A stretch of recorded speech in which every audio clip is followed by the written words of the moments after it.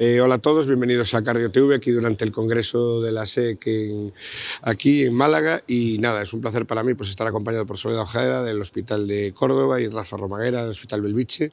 Y vamos a hablar de un tema que es TAVI, que ya 20 años y hacia dónde vamos, ¿no? Entonces, bueno, hay unos temas, ¿no?, que se hablaron en esta mesa, ¿no?, y los vamos a intentar tocar un poco todos, ¿no?, que es todo el tema de la TAVI minimalista, también en otras indicaciones, ¿no?, más allá de la estenosis aórtica, y bueno, y luego hablaremos de la TAVI en el paciente de bajo riesgo, que yo creo que son 3 temas que se tocaron en la mesa que son muy, muy interesantes. Entonces, bueno, un poco para los compañeros, ¿no?, y la audiencia que ve estos vídeos, lo de la TAVI minimalista, ¿en qué consiste y hacia dónde va?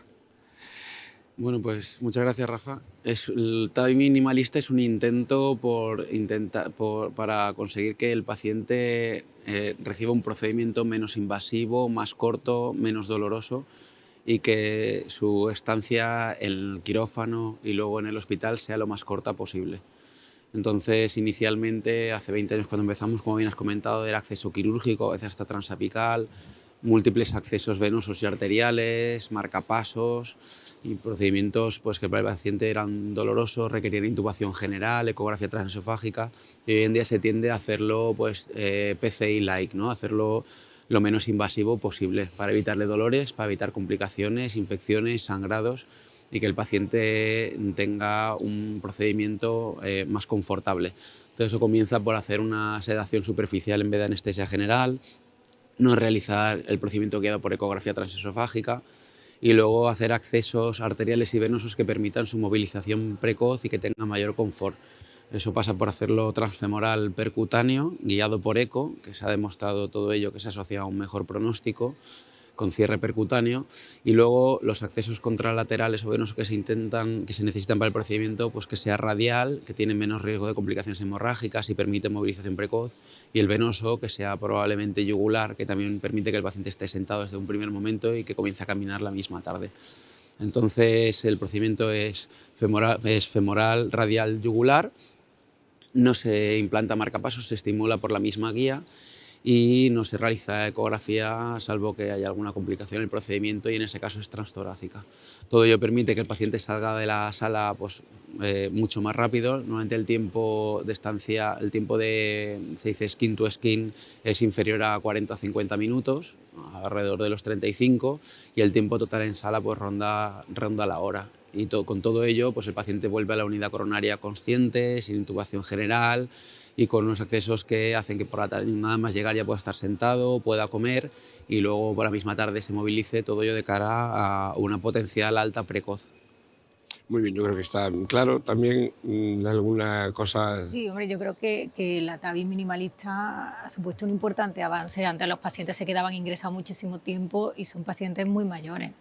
La mayoría, empezamos ahora, los tenemos más jóvenes, pero empezamos con pacientes muy mayores. Un paciente muy mayor los encama 4 días Sí, es un problema. y empiezan a aparecer las complicaciones y el procedimiento, la verdad es que pierde No, rentabilidad. yo por el campo de la imagen, que a veces algún paciente se hace el transesofágico, eso es súper engorroso, vamos. Engorroso. Saltarte eso yo creo que es Claro. fundamental. Y ahora conseguimos hacer procedimientos rápidos en sala, si no hay ninguna complicación, que la mayoría van bien, procedimientos cortos, y luego una movilización muy precoz del paciente, que es de lo que se trata, y una alta muy precoz, que en 48 horas se puede ir muchísimos pacientes a casa si no tienen trastorno de la conducción. Yo creo que eso es clave.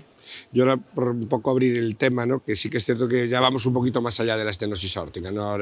Antes en la válvula aórtica tricúspide, ahora ya bicúspide, que bueno, pues ya empieza a haber cosas, ¿no?, y ensayos, ¿no?, también yo creo, y luego también otros tener que es insuficiencia aórtica. ¿Hacia dónde se dirige? Bueno, pues la TAVI, claro, la evidencia que tenemos es bastante aplastante. Llevamos 20 años con unos estudios muy sólidos, randomizados en riesgo primero alto o prohibitivo, luego en riesgo intermedio y luego en riesgo bajo, y aparte muchísimos registros de pacientes. La bicúspide es verdad que ahí la evidencia es menos sólida porque se han excluido de todos los grandes ensayos de TAVI, siempre ha sido un criterio de exclusión la bicúspide. Y bueno, ahora mismo estamos en el momento de entender qué pacientes son los más idóneos para TAVI en ese escenario. Es verdad que ya hay datos y, bueno, y conocemos que no todas son iguales, hay fenotipos desfavorables y esos fenotipos desfavorables vienen definidos por la calcificación y la calcificación del RAFE, y bueno, probablemente si un paciente de muy bajo riesgo quirúrgico y tiene una anatomía muy desfavorable, hasta ahora no tenemos datos y los datos que tenemos van un poco en contra de la TAVI.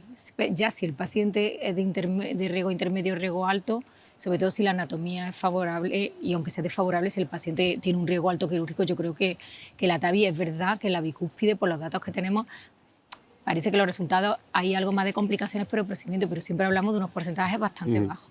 Y yo creo que en el paciente de bajo riesgo, con una anatomía favorable, es decir, sin mucha calcificación, sin un RAFE calcificado, bueno, pues los registros que hay, que no es que sean muy grandes, pero en bajo riesgo, pues demuestran que la prótesis funciona bien. Y ahora lo que tenemos todavía que ver es qué durabilidad tienen a largo plazo en este paciente con esta anatomía un poquito especial, ¿no? Pero bueno, en principio es un gap que hay que ir rellenando y los estudios están ahí. Lo ideal sería un estudio randomizado con cirugía, pero bueno. Y luego la insuficiencia aórtica y cómo nos movemos. Pues la insuficiencia aórtica realmente tema importante, porque hasta ahora todas las prótesis que tenemos dedicadas están diseñadas para la estenosis aórtica, y el talón de Aquiles que tienen es que la insuficiencia aórtica, que tienen anillos grandes y no podemos anclar la prótesis con el calcio, el riesgo de embolización es alto, de insuficiencia aórtica residual y de marcapaso, pero sobre todo el riesgo de embolización, que el riesgo de embolización conlleva muchas veces la cirugía o incluso la muerte, ¿no? y a largo plazo va peor.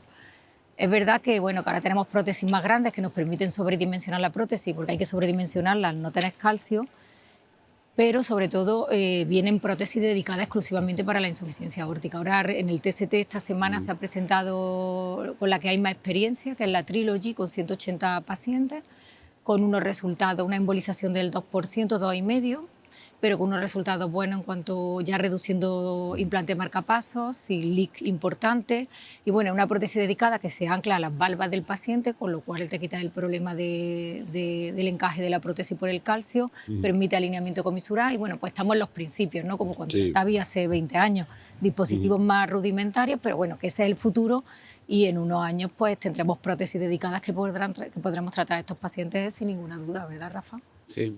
Conforme los centros van cogiendo experiencia, la valoración previa por TAC, nuevos dispositivos, que la verdad es que van mucho mejor, pues ya nos vamos lanzando más a hacer con seguridad, que siempre es lo principal, ¿no? La seguridad. Los procedimientos bicúspides y de insuficiencia aórtica severa. Bicúspide sí que creo que el tratamiento percutáneo tiene un papel, aunque el riesgo quirúrgico no sea prohibitivo, probablemente en alto riesgo, un poco más de edad. En insuficiencia aórtica nosotros en nuestro centro sí que lo reservamos exclusivamente para insuficiencia aórtica pura, sin calcio, para pacientes rechazados para cirugía. Y generalmente suelen ser pacientes pues, que están muy enfermitos. Sí, ahora los datos en insuficiencia aórtica es como empezamos con la TAVI, ¿no? Pacientes rechazados de muy alto riesgo. Sí. Pues yo creo que hay que abrir el otro melón de la charla, ¿no? Que era la última frontera, ¿no? De la TAVI, esto de la TAVI en bajo riesgo quirúrgico, ¿no? Eso ya empezamos a tener, ya había ensayos, más ensayos, de hecho en el TCT tenéis otros ensayos sobre eso, ¿no? ¿Cómo lo veis? ¿Hacia dónde se camina ahí? Claro, hay dos conceptos, uno es el bajo riesgo y otro es el paciente joven, que generalmente suelen ir alineados, ¿no? Entonces yo creo que ya hay evidencia suficiente, ahora 4 o 5 años, de que la TAVI es, según los estudios, o mejor o igual que la cirugía, ¿no? Y no hace falta que sea mejor, es como lo que hablamos de la TAVI minimalista, con que sea igual, es un procedimiento menos invasivo, menos doloroso para el paciente. Y realmente hoy en día los pacientes se informan y lo piden, aunque sean jóvenes. Entonces el tema, aparte del bajo riesgo, es la edad. En la edad ya entra en juego otra cosa, que es la durabilidad. Pero ya empezamos a tener datos a 10 años del Notion o del Corval High Risk a 5 o 8 años, y se ve que el deterioro de la prótesis, el structural valve deterioration, es más alto en cirugía incluso. Y a raíz de eso, pues en cirugía se han empezado a plantear algunas de las prótesis que estaban implantando. Probablemente algunas prótesis que han implantado eran muy buenas, pero había otras como las Mitroflow, la Trifecta, que ya han retirado. Las Perceval probablemente no tengan tampoco los mejores resultados. Entonces, yo creo que tenemos seguridad suficiente para implantarlas a pacientes jóvenes, sabiendo que estas válvulas van a durar al menos como las quirúrgicas. Y si además son supranulares, con expansión concéntrica, pues probablemente la durabilidad sea incluso superior. Unas menores velocidades, menor mismatch, hace que la válvula pues... Sí, degenere menos al final. Exacto, efectivamente. Sí, yo, vamos, totalmente de acuerdo con Rafa. Yo creo que ya habla de riesgo quirúrgico hoy en día en TAVI, pues tampoco tiene mucho sentido. Sí. Tenemos datos suficientes que el riesgo quirúrgico todas las poblaciones no debe ser lo que determine TAVI o no TAVI, y nos vamos a la edad, ¿no? El problema está en la edad, Bueno, tenemos ya datos de durabilidad de la prótesis, como dice Rafa, no hay datos alarmantes que preocupen, hasta ahora son datos bastante tranquilizadores. Y ya lo que se trata es que cuando nos movemos a gente joven es planificar muy bien el primer procedimiento. Ahí es donde estamos ahora, porque de la planificación del primer procedimiento No va a depende de los depender siguientes, ¿no? porque probablemente si nos vamos a pacientes de 70 años o más jóvenes incluso, pero en los 70 años que nosotros estamos ya empezando a implantar en 70, la probabilidad de que necesite un segundo procedimiento es alta porque la expectativa de vida es larga. Entonces hay que planificar muy bien el primer procedimiento pensando en la prótesis que va a implantar, pero también pensando en La qué siguiente que prótesis viene, ¿no? implantaría en el siguiente procedimiento. Bueno, pues yo creo que ha sido un excelente resumen de toda la sesión, ¿no? Yo ahora simplemente pues invitar a la gente que si tiene la oportunidad pues que la vea íntegra en la plataforma donde están grabadas las sesiones, y muchas gracias por habernos resumido tan bien pues, este escenario de TAVI después de 20 años. Gracias. Muchas gracias, Rafa.